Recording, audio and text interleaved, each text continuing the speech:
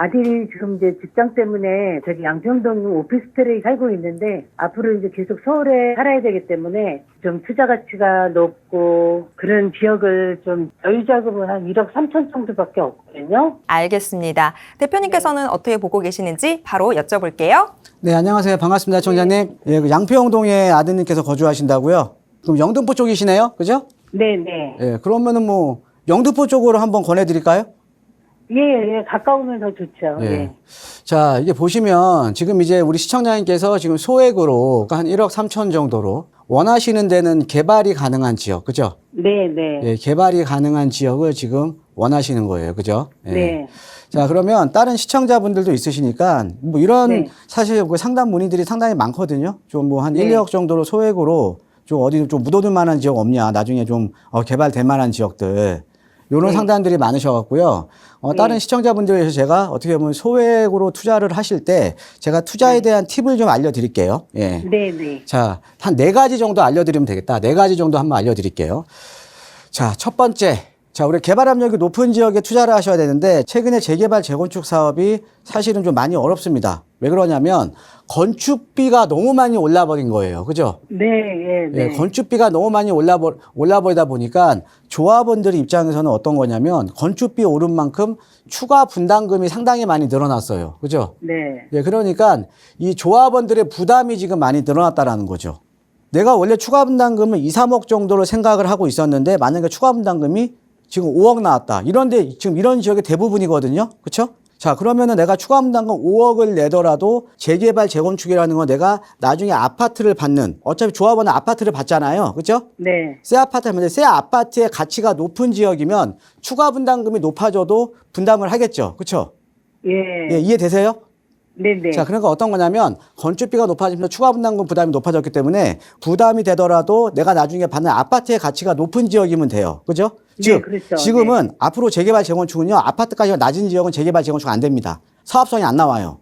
네. 자, 첫 번째, 아파트 가격이 높은 지역에 이제 투자를 하셔야 되는 거고요. 자, 그 다음에 두 번째, 어떤 지역을 봤을 때 그 지역의 개발축, 그러니까 개발의 중심에 투자를 하셔야 돼요. 개발의 중심에, 항상. 자, 그 다음에 세 번째, 사실은 뭐 서울에 지금 아파트 가격도 지금 계속 오르고 있잖아요. 그렇죠? 예. 그 다음에 이제 뭐 예전에는 뭐 소액 투자, 뭐 3천, 5천이면 소액 투자하는데 이제는 뭐 3천, 5천 갖고 소액 투자할 데가 없어요, 서울에. 지금은 소액 투자가 뭐 1억 초반대 이렇게 소액 투자라고 하는데 지금 네. 소액 투자를 하시려면요, 예, 개발 압력이 높은 지역에 선점하셔야 돼요. 네. 선점하지 않으면 소액 투자가 안 됩니다. 지금 어떤 거냐? 어떤 지역에 개발이 된다더라. 개발을 한다더라. 아니면 주민들이 동의서 걷는다더라. 이러면요, 벌써 가격이 천정부지로 올라버려요. 네. 이해되세요? 그러니까는 그런 얘기가 나오기 전에 개발 압력 높은 지역에 한 반발자국 빠르게 선점을 하셔야 되는 거죠. 선점. 네, 그렇죠. 그 다음에 네. 마지막 네 번째. 최근에 우리가 네. 정비 사업이 여러 종류가 있거든요. 정비 사업이. 모아타운도 있고, 신속통합기획. 이 신속은 예전에 그냥 재개발 생각하시면 됩니다. 재개발도 있고, 그 다음에 역세권 사업도 있어요. 네네. 근데 이 중에서도요, 사업성 최고가요, 바로 역세권 사업이에요. 역세권이요. 예, 역세권 사업은 어떤 거냐면요. 그러니까 용적률이 거의 뭐 두세 배 정도 용적률이 상향이 돼 버려요. 자, 용적률 만약에 200%짜리가 용적률 500%로 상향이 되면 예를 들어 네. 200세대 지을 거 500세대 지을 수 있는 거잖아요. 그렇죠? 네네. 예, 그만큼 일반 분양분이 상당히 많이 늘어나겠죠. 그렇죠? 예, 그렇죠. 그러니까 예. 이 역세권 사업 같은 경우에는요, 그 사업성이 좋기 때문에 조합원 입장에서는 아까 뭐 추가 분담금 이런 거 제가 말씀드렸잖아요. 네. 예, 추가 분담금에 대한 부담이 상당히 미미해요. 거의 없거나. 네. 예, 그 다음에 예, 예. 아무리 작은 지분이라도 무조건 33평형대 배정이 가능합니다. 이해되세요? 네. 물론 이제 이 역세권 사업 요런 데가 사실은 좀 찾기는 가장 힘들죠. 지정 요건도 가장 까다롭고요. 근데 네, 내가 될 수 네. 있으면 일로 가는 게 좋겠죠. 그렇죠? 역세권 네, 사업. 네. 그죠? 그래서 정리해 드리면 자, 첫 번째. 자, 우리가 나중에 받는 아파트가 중요하기 때문에 아파트 가격 높은 지역에 투자를 하셔야 되는 거고, 그 다음에 그 지역 내에서도 개발의 중심에 서 있는 개발 축에 투자를 하셔야 되는 거고, 그 다음에 네. 세 번째, 내가 남들보다 반발자국 앞서서 선점을 하셔야 되는 거고, 네 번째, 네. 우리가 정비 사업이 여러 종류가 있지만 만약에 가능하다 그러면 역세권 개발로 투자하시는 게 가장 이제 좋다라는 거죠. 네. 예. 근데 그 중에 하나가 제가 영등포 쪽에서는 말씀을 드리면 우리 시청자님께서 여기 지금 양평동 쪽에 지금 계시는 거예요. 그죠? 예. 근데 이 영등포의 주거 지역이 어떻게 보면 신길동이 있고 대림동이 있어요. 주거 지역은요. 네. 자, 근데 지금 신길 뉴타운 개발 다 끝났거든요. 예. 그 다음에 지금 어디로 지금 이제 개발축이 넘어가고 있냐면 지금 대림동으로 개발축이 넘어오고 있어요. 대림동이요. 예. 대림동 같은 경우가 상당히 노후된 주택들이 많이 있거든요. 예. 왜 가서 보시면 그냥 예전에 신길동만 똑같이 상당히 노후됐어요.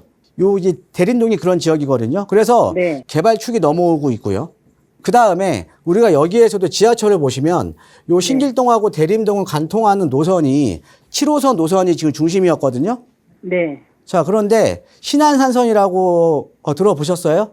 예. 아, 들어는 보셨어요? 예. 네. 지금 신안산선 지금 이제 공사하고 있거든요. 네. 이렇게 여기에 보시면 여기에 이렇게 해서 이게 신안산선이에요. 신안산선. 네. 자, 근데 얘가 여의도까지 가는 거니까 예전에는 우리가 7호선 라인이 중심이었다 그러면 앞으로는요, 요 신안산선이 개통이 되면 일자리가 많은 신안산선이 중심이 되겠죠? 그렇죠? 네. 지금 뭐냐, 네. 영등포구 내에서는요, 중심축이 신길동에서 대림동 내에서도 7호선 라인이 아니라 신안산선 라인이 중심이라는 거죠. 네, 이해되시죠? 네. 자, 그 다음에 우리가 여기를 보시면 요 안에서도요, 이 대림동에 유일하게 신안산선 정차역이 있거든요. 바로 여기예요.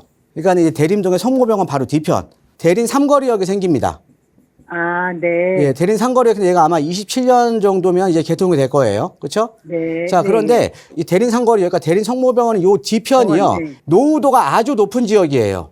네. 자, 그런데 아까 제가 말씀드렸듯이 역세권 개발을 하려면 그러니까 사업성이 상당히 좋은데 사업성이 좋은 만큼 지정 요건이 상당히 까다롭거든요. 지정 요건이. 네. 그러니까 우리가 네. 모아라든가 아니면 신속통합기획이라든가 이런 것들은 노후도만 맞으면 돼요. 자, 그런데 네. 우리가 역세권 개발은 상당히 까다로운 게 여기에서 일단은 350m 이내여야 되고요. 그 다음에 노후도는 30년 60% 넘어가야 되고요. 네. 예, 그 다음에 2종 일반 주거 지역 이상이어야 되고요. 2층 이하 건축물 비율이 50% 이상 돼야 되고요.